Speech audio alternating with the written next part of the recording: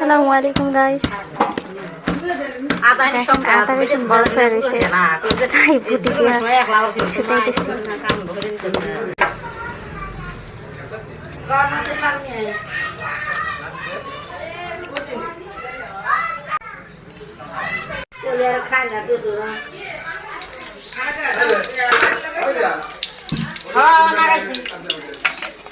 বিসমিল্লাহ গাইস, আমি এখন মাটির চুলায় গরুর গোশত রান্না করতেছি। কেমন হয়েছে আল্লাহই জানে। তো সবাই আজকে আমাকে রান্না করতে বলছে যে বউ রান্না করবে, গরুর গোশত আমরা খাবো, এই কথা রান্না করতে বসছি। দেখি সবাই দোয়া করবেন আমার রান্না যেন খুব ভালো হয়। আমি এখন পুরো গ্রামে দেখে মাটির চুলায় গরুর গোশত রান্না করতেছি গাইস।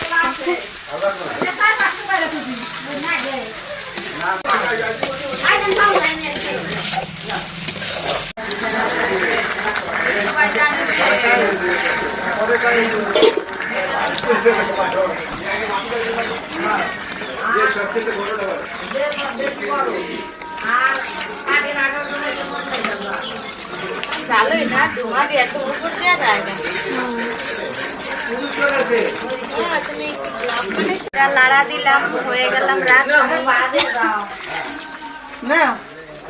আমরা ননদ ভাবি মিলে গরুর গোশত রান্না করতেছি।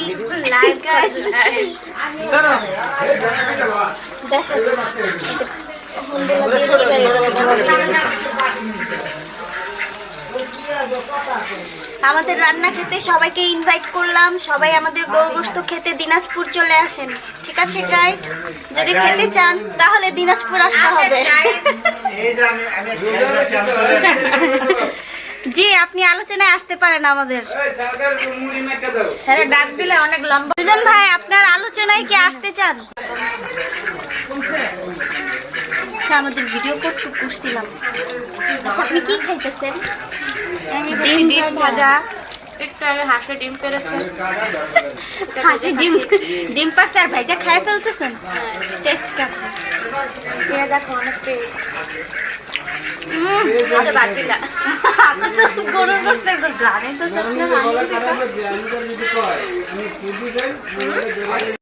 আদা রসুন আরো দিতাম। আমি তো আমরা এর থেকে বেশি দিই। এদিকে আলু দিব নাকি এমনি রান্না? কিনে আনলো না মাত্র 2.5 কেজি গোশত বলে।